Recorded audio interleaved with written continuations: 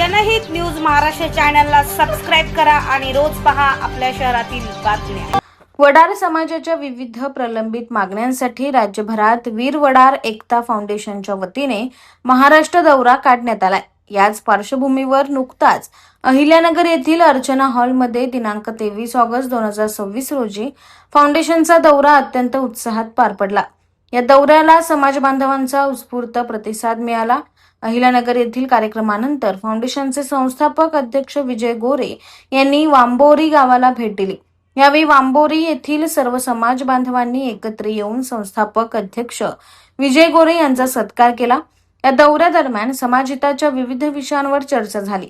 तसेच गावातील विकासाला हातभार लावण्यासाठी विजय गोरे यांनी एक मोठी घोषणा केली। गावातील मंदिराच्या बांधकामासाठी त्यांनी तात्काळ 50,000 रुपयांची देणगी जाहीर केली। इतकेच नव्हे तर यापुढे मंदिराच्या बांधकामासाठी लागणारा उर्वरित सर्व खर्च देखील देणगी स्वरूपात देण्याचे आश्वासन त्यांनी यावेळी दिले।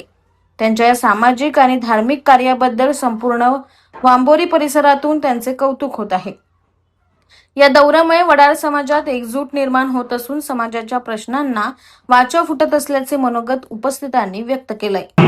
हा एकतेचा विजय रथ आज इथे सज्ज झाला आहे। सर्वप्रथम माझ्या समाज बांधवांना जय बजरंग जय वडार।